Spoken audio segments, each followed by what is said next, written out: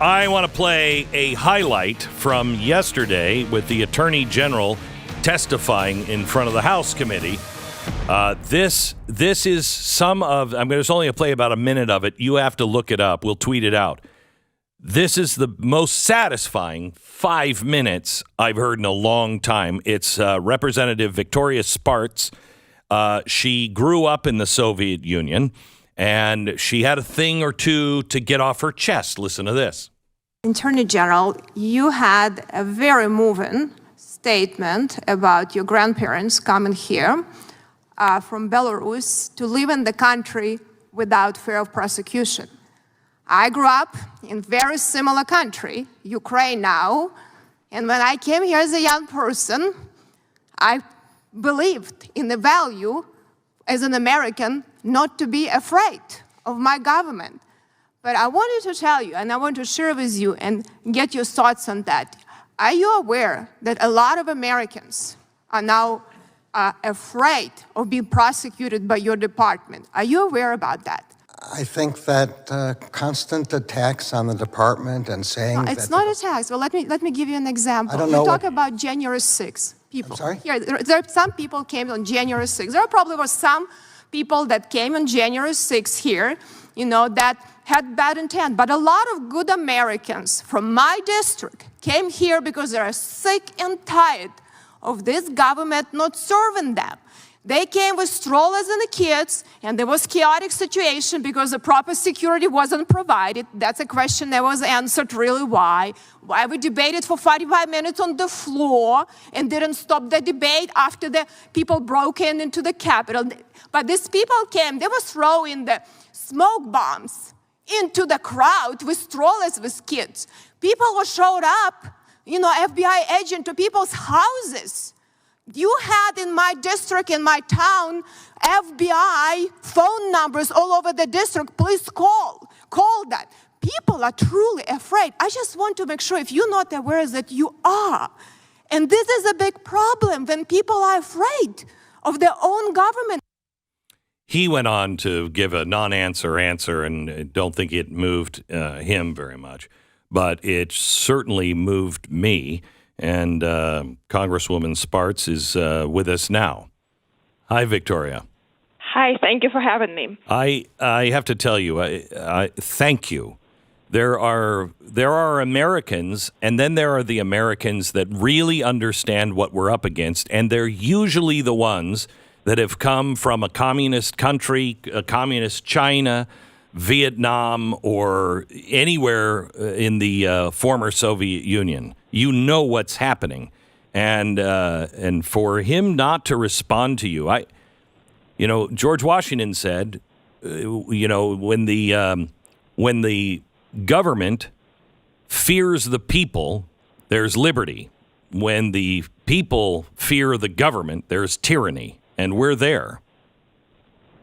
Well, I'll be honest with you, Glenn. Maybe I came with idealistic ideas because I read about the America from Alexis de Tocqueville and Friedman and Hayek and grown up in a failed system and known what at stake. I probably was a little bit young and naive, but I'm not going to accept one thing. I'm not going to accept for this republic to fail because if we become a dictatorship and we are moving in that direction, there is no hope for anyone else in the world. And I will tell you something that is very dangerous. We can have a difference in opinion, and it's okay. It's healthy to have a difference in opinion.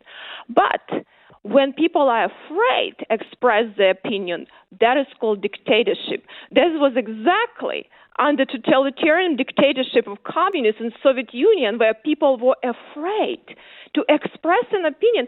No, we don't have a right to hurt each other, but we have a right to stand an opinion. We don't have a right to harm each other, but we do have a right to disagree with the government. That is the core fundamentals of this republic. If people are not willing to come, listen, I don't like that people come and scream me in town halls. I don't like that people disagree with me. But if I'm going to go to this office, I have to hear the people.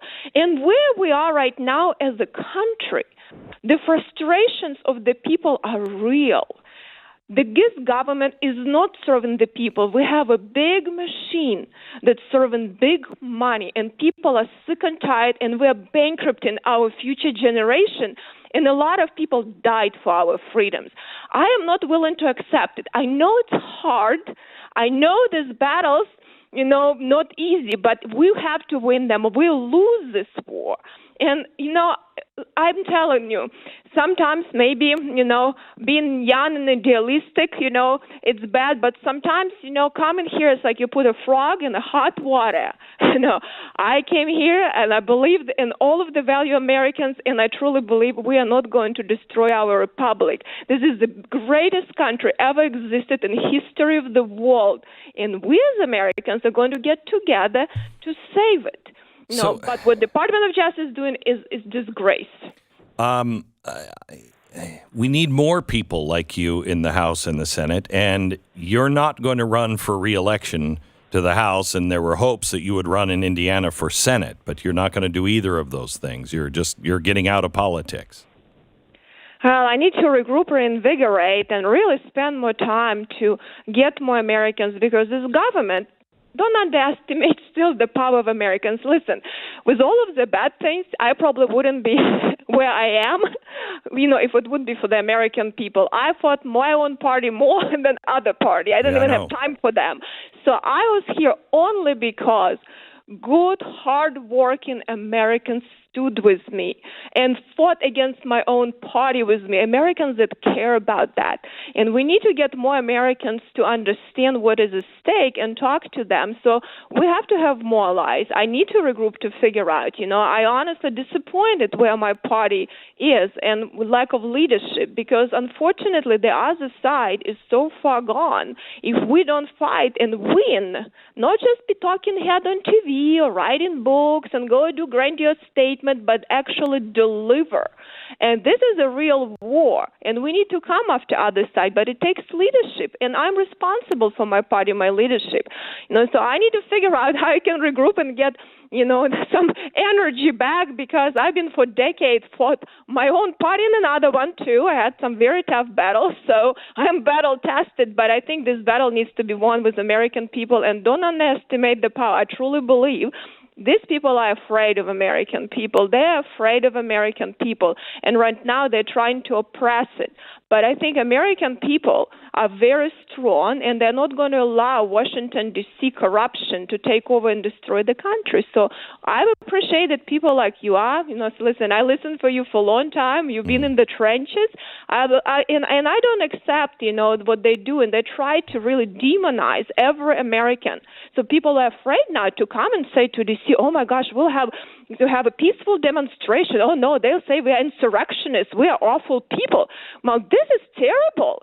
This is like dictatorship. I cannot believe it happened in the United States of America. Well, I just wanted to encourage you, because I read I think this was not a Politico, this was from The Hill, I think, and it said that you never planned on having a long career in politics. I have a lot of my own things I wanted to do in my life, and I'm going to get some stuff done and get the hell out of politics for sure. I appreciate that, but that's something I say to myself almost every day. There's so many things I want to do. I mean, how much longer? And we just have to continue to do it if that you feel that is the best way to help. So I would like you just to consider a plea from me that if there's any way to run for Senate, if you think you could win, we need. You're right. The party is completely off track. Let me switch gears with you on Zelensky. What is happening in the House? Is this real that we're not going to give the aid, any more aid until we start getting some answers? Are we going to hold the line on the budget? Do you have any idea? Well, let me tell you something. It's so unfortunate, that, when last year I was a standalone, and listen, I sometimes feel like, one woman standing, okay, Yeah, but good. it's okay. Even if I have to be one woman standing, I will stand there. I'm okay with that. If I'm going to be attacked, I was attacked last summer by Republicans and Democrats. I was dragged through mud on all media when I said we must demand accountability. You understand what country we're dealing. We need to make sure this hard-earned money. Americans are generous people. Americans won a lot of wars and freed a lot of people around the world. But Americans are not stupid, and Americans are not going to be betrayed. And we need to know, we need to make sure where this aid goes. We're dealing with very complicated, corrupt countries, and we need to make sure that we have accountability, or it actually might get in the people that you're trying to fight, because this is a challenge when you have. We saw what's happened in Afghanistan. We saw what's happened with a lot of countries. We failed because we did not have proper accountability, and Congress didn't hold executive branch accountable. I cannot believe Congresswoman asking accountability for taxpayers' money. This is being pro-Putin. I think not asking is pro-Putin. And I was very disappointed how I was attacked, but it's okay. Listen, if I would be offended real easily, I wouldn't survive this world. Right. Okay, I don't get offended that easily.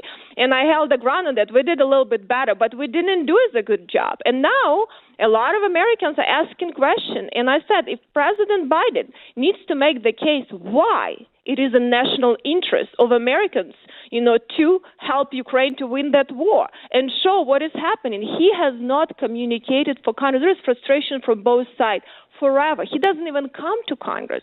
You are not going to go to all of this international, they talk about country. I'll tell you one thing. If Americans don't lead, everything is gone. We're the only country, I hate to say, the only country who can lead around the world. If we're not doing something, everyone gone. You can do grandiose statements, but if we don't do any actions, nothing is going to happen. Unfortunately, we don't have strong leadership, and that's why we have all this war. Strong America is actually peace for everyone. That's why we have to keep our country strong and get our act together. Otherwise our adversaries, included like China, will be destabilizing the country. And that is our responsibility of Republicans. So I think he put himself now in a very tough situation where a lot of Americans are asking right questions. And he needs to figure out now with the Senate how he's going to answer them. Victoria Spartz from Indiana, Congresswoman, we need more people like you. Thank you so much for everything. Hope to talk to you again. Thank you. Appreciate having me. You bet.